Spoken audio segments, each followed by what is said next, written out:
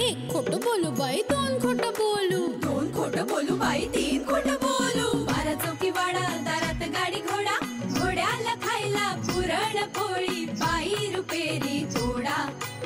आडबाई आडोनी आडाच पाणी काढोनी, कळशी भरते सोन्याची सून थोरा मोठ्याची. असं सासर नको ग बाई, नाव नुसतं मोठं, नाव नुसतं मोठं, ज्याचं लक्षण बारी खोट.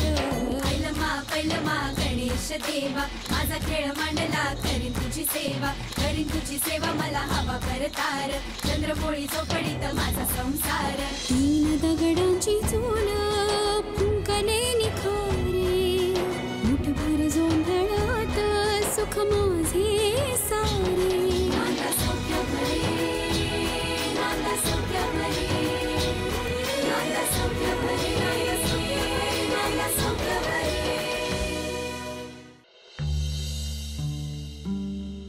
आज माधवराव आले होते ऑफिसला. त्या क्षीरसागरच्या विरोधात रितसर तक्रार केली त्यांनी. मग आता काय कराल तुम्ही? नाही, आम्ही काहीच करत नाही. पोलीस आता तपास करतील, पण तो क्षीरसागर सापडेल लवकरच. तसंच होऊ दे. जहागीरदारांचा ऐवज, ललिताताईंचे दागिने, सगळं काही मिळते. मी तसंच सांगते देवाला. अहो, ती जहागीरदार भली माणसं म्हणून त्यांनी आपल्यावर ठपका नाही ठेवला. नाहीतर तुम्ही त्या क्षीरसागरांच्या घरावर छापा घातलात म्हणूनच झालं नाही सगळं.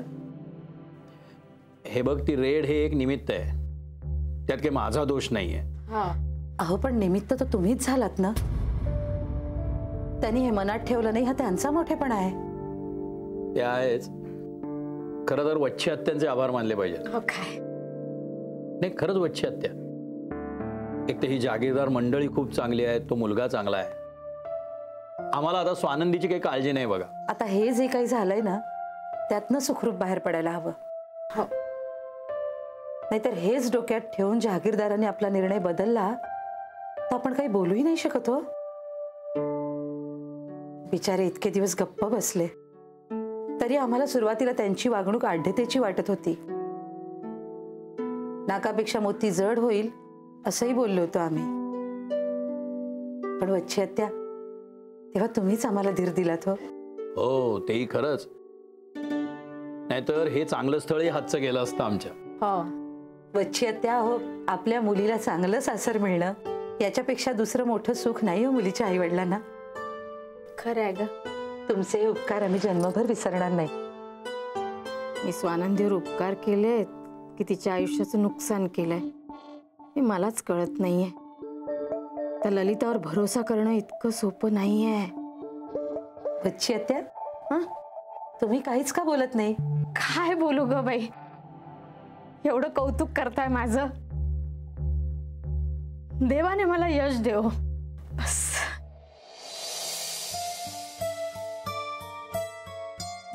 घराण्याची आबरू गेली, पिढीच्या दागिने गेले, कसं दाखवायचं तोड आता? आई,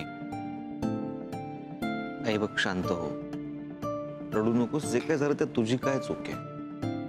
इनफॅक्ट कुणाची चूक नाहीये. स्वानंदीच्या बाबांनी पण जी कारवाई केली ती कायद्याच्या चौकटीत राहून केली. त्यांचं आणि आपलं नातं जोडलं जाणार आहे म्हणून क्षीरसागरने सगळा राग आपल्यावर काढला.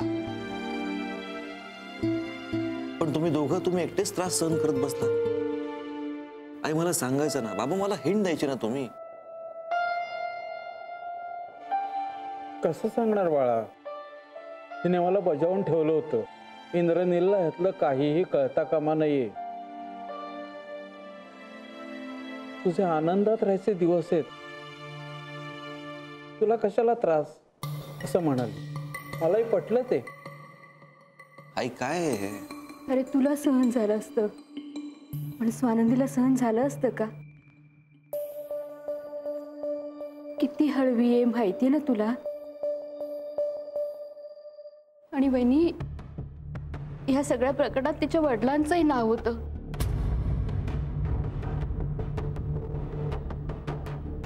आणि या सगळ्याचा परिणाम तुमच्या नात्यावर झाला असता तर मला आई आई तू खरंच खूप ग्रेट आहेस. आम्हाला त्रास होऊ नये म्हणून तू आमच्यापासून ही गोष्ट लपवून ठेवलीस आणि एवढ्या मोठ्या प्रसंगातून तुम्ही एकटेच जात राहिलात. काकू मी नेहमी म्हणतो ना माझे आई बाबा माझा आदर्श आहेत म्हणून. चुकीचं नाहीये ते. अगदी बरोबर आहे रे तुझं. आता त्या दिवशी सुद्धा बघ दागिने नाहीत म्हणून सांगायला गेले मी हिला, पण अगदी चेहऱ्यावर सुद्धा दिसू दिलं नाही. पण नाही तर मला टेन्शन आलं असतं. हो ना ग? वहिनी आलं असतं ना तुम्हाला टेन्शन आणि तुम्हाला त्रास झालेला दुःख झालेलं दादासाहेबांच्या आत्म्याला चाललं असतं का? अगदी सतत आम्हा सगळ्यांचा विचार करत राहायचा आणि संकट आलं की मात्र फक्त दोघांनीच त्याचा सामना करायचा. हे काही बरोबर नाही आहे ललिता. खरंय काकू. आई तू कडक बोलतेस हेच फक्त सगळ्यांना दिसतं, पण तू आम्हा सगळ्यांसाठी किती करतेस हे फक्त आम्हालाच माहिती आहे. बाबा आमचं लग्न झाल्यावर मी आणि स्वानंदी सुद्धा तुमच्या दोघांसारखंच वागण्याचा प्रयत्न करू. कठीण आहे बाळा ते. अरे आम्ही काय काय करतो, कशा कशाला तोंड देतो आमचं आम्हाला माहिती. त्या दिवशी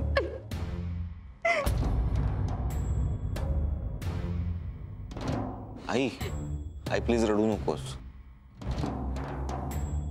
सगळं नीट होईल. तू कोणाचंच काहीच वाईट केलेलं नाहीयेस ग ललिता. देव पण तुझं वाईट नाही करणार बघ. आणि आम्हा दोघांचे आशीर्वाद आहेत ना तुझ्या पाठी. हा रडू नकोस.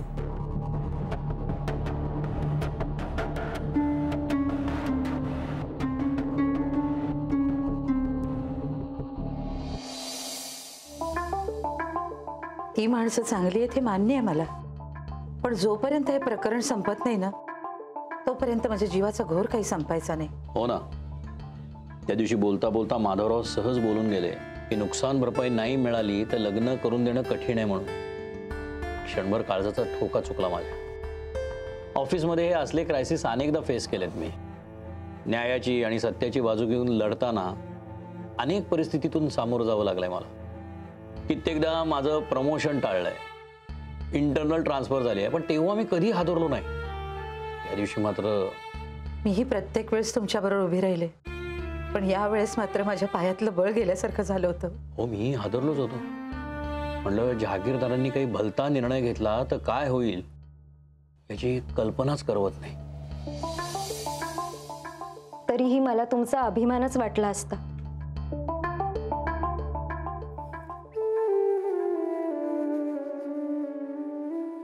स्वानंदी तुला. हो बाबा, मला सगळं माहिती आहे. आजीने सांगितलं, पण ह्यात तिची काहीच चूक नाहीये. ती काकाशी या विषयावर बोलत होती तेव्हा मी आणि नील तिथे पोहोचलो, म्हणून तिला सांगावंच लागलं. म्हणजे अहो घरातल्या घरातच इतके गैरसमज होत होते म्हणून मीच हेमंत भाऊजींना आणि अनिताला सांगितलं. हो पण ठीक आहे. मला याच्यापासून लपून ठेव, त्याला काही सांगू नको वगैरे गोष्टींचा भयंकर कंटाळा येतो. कधीतरी हे सांगायलाच हवं होतं आणि झालंय ना आपल्या हातून. बाबा तुमच्या हातून काहीच झालेलं नाहीये. तुम्ही ज्या माणसाला पोलिसांच्या ताब्यात दिलं तो गुन्हेगार होता. त्यानं सरकारचा गुन्हा केलाच आहे, पण नीलच्या आईबाबांनीही ब्लॅकमेल करण्याचा अपराध केलाय. अगं बाई नुसतं ब्लॅकमेल नाही, केवढा तरी ऐवज लुटून नेला त्यांनी. आता ती देव माणसं म्हणून आपल्यावर खापर नाही फोडलं त्यांनी. बाबा मी आणि नील तुमच्या बरोबर आहोत. आम्हाला काय वाटतं, त्याचा आमच्या नात्यावर काय परिणाम होईल असा कुठलाही विचार न करता तुम्ही तुमची लढाई लढा. म्हणून मला माझ्या या मुलीचा आणि जावयाचा अभिमान वाटतो. बाबा तुम्हाला आठवतंय का हो, नील खोटं बोलतात म्हणून मी लग्नच करणार नाही असा हट्ट धरून बसले होते. तेव्हा तुम्ही आणि आईनेच मला समजावलं होतं. तुम्ही म्हणाला होतात की त्याला एक संधी दे, आणि ती संधी तू दिलीस. Now you both are happy. Credit goes to both of you. आई बाबा, आम्ही आज आनंदी आहोत ना, ते फक्त तुमच्यामुळे.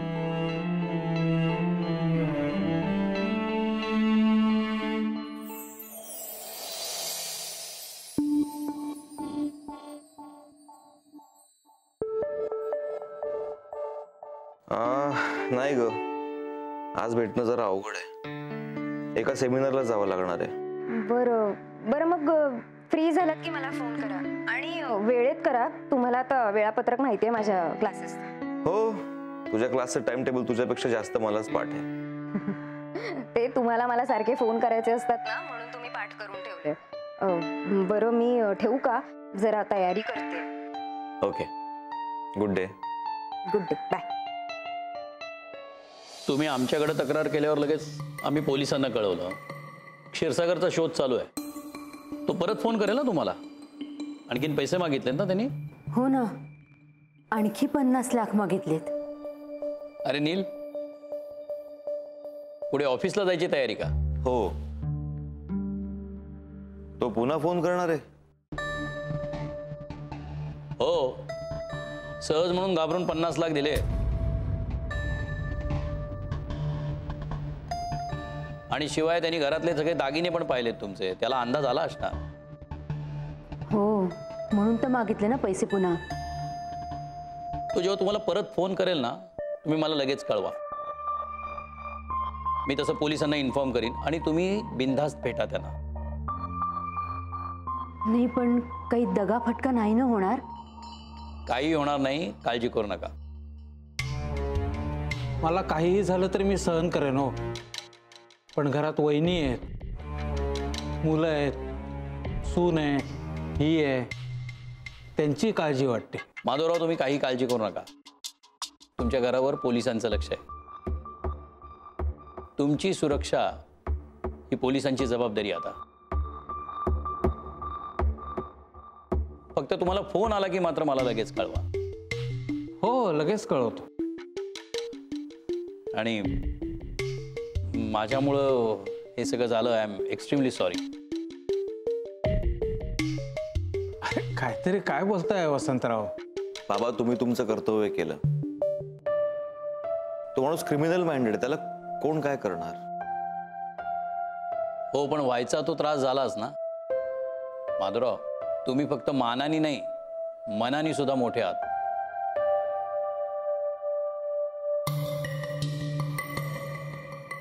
हो, दुसरं कोणी असतं तर सरळ मला दोषी ठरवलं असतं. आपण एका कुटुंबातले होत. आता असा कसा दोष देऊ आम्ही तुम्हाला? हा तुमचं मोठेपण आहे. बर, मी निघू आता. हो, ऑफिसला जायचं आहे. या, तुमचा खूप आधार वाटला. माधवराव, आता आपण एका कुटुंबातले म्हटल्यानंतर हे असलं बोलायचं नाही. आई, बाबा, मी निघतो बाबांबरोबर. हो. चल. ये जा रे. हो.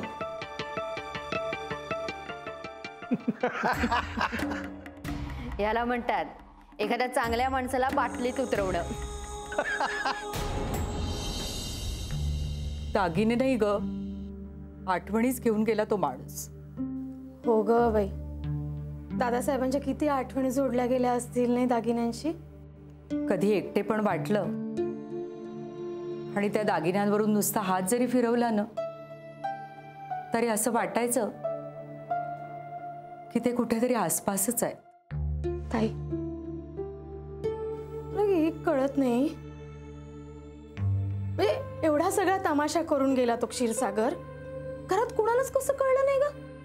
अगं काय सांगू, माझ्या रूमच्या एसीचा आवाज एवढा होतो की मला बाहेरचे काही आवाजच येत नाहीत.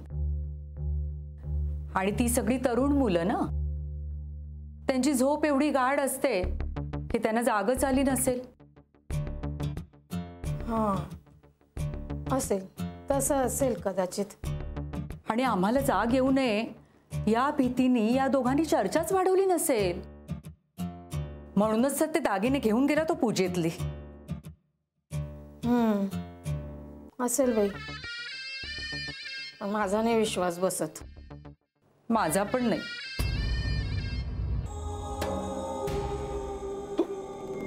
तू हो मी.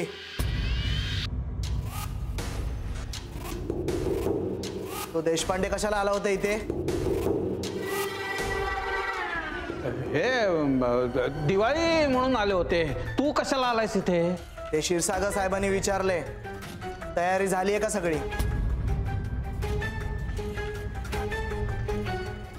रक्कम गोळा झाली आहे का सगळी?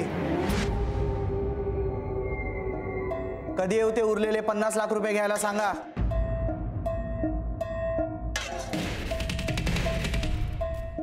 साहेबांना सांग म्हणावं व्यवस्था झाली आहे, पण इथे घरी नको, बाहेर भेटू कुठेतरी. का? घरात का नको? बाहेर का? का म्हणजे हे घरात लग्नाची तयारी सुरू आहे आणि देशपांडे कधी येतात बघितलंस ना, त्यांच्या नजरेत नको ना भरायला. बरं ठीक आहे, सांगतो साहेबांना आणि कळवतो तुम्हाला.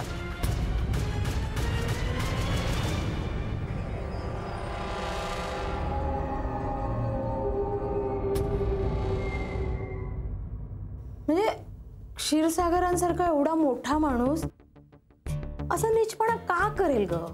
अगं पण ललिता तरी खोटं कशासाठी बोलेल? आता ती सांगतीये म्हणजे तसंच झालं असणार. ये ललिता, तुझ्याबद्दलच बोलत होतो आम्ही.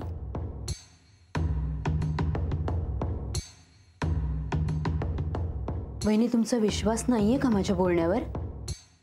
अगं माझा आहे विश्वास तुझ्यावर. वत्सलेला जरा प्रश्न पडला होता की एवढा मोठा प्रतिष्ठित माणूस असं कसं करेल. अहो काय करायचे प्रतिष्ठा? एवढं वैभव बघितल्यानंतर भल्या भल्यांचे डोळे पांढरे होतात. हो, ते पाहतोच ग आपण. म्हणजे पैशापायी नातीपणाला लावणारी लोक आहेतच ना.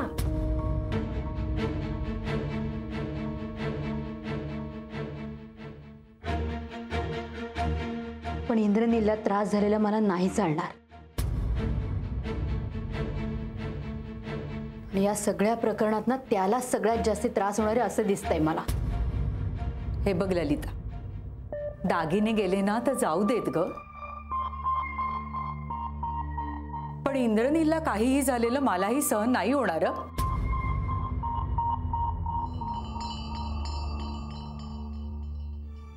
वहिनी, अहो तुमच्या मनाचा मोठेपणा म्हणून तुम्ही दागिन्यांबद्दल असं म्हणताय, पण शेवटी माझ्या मुलाच्या आयुष्याचा प्रश्न आहेच ना. काय ग बायका तुम्ही, असं काही होणार नाही, भलत्या काळज्या करू नका ग. बच्चे मावशी, असं कसं म्हणता हो तुम्ही? आज पैसे गेलेत, उद्या इंद्रनीलच्या जीवावर कोणी उठलं म्हणजे?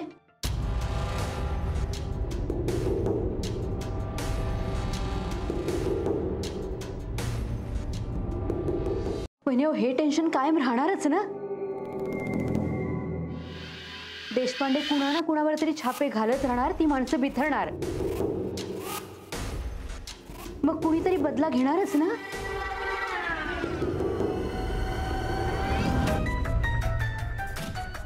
खरंय ग वत्सला, ललिता म्हणते ते अगदी बरोबर आहे बघ.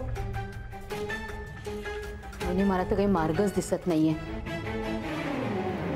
बच्ची मावशी, तुम्ही वाईट नका वाटून घेऊ, पण फार चुकीच्या पद्धतीने अडकवलं तुम्ही आम्हाला.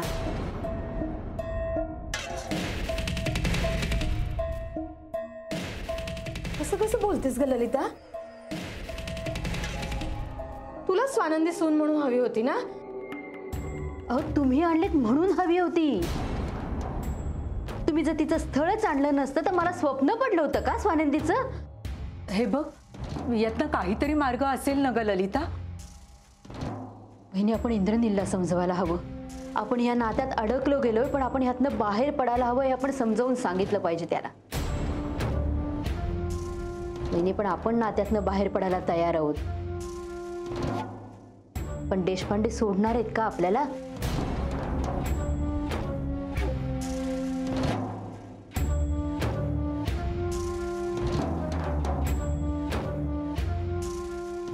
त्यांच्या मुलीच्या आयुष्याचा प्रश्न आहे आता. हो, ते नाहीच सोडणार. पण ललिता, या सगळ्यात त्या स्वानंदीची काय चूक आहे ग बिचारीची? हो, पण वहिनी, हाच विचार करून जर आपण लग्न लावून दिलं तर टांगती तलवार कायमच राहणार आपल्या डोक्यावर. आणि एका मोठ्या अधिकाऱ्याला वटणीवर आणण्यासाठी त्याच्या घरातल्या माणसांना असा त्रास देत राहतात क्षीरसागर सारखी माणसं. हो, म्हणजे थोडक्यात इकडे आड आणि तिकडे विहीर अशीच अवस्था झाली ग आपली. बघा ना वहिनी, वहिनी, तुमच्या एक गोष्ट लक्षात येते का? हे सगळं कुणामुळे झालंय? कुणी अडकवलंय आपल्याला? कुणी आणलं स्वानंदीचं स्थळ? वहिनी, लक्षात येतंय का तुमच्या?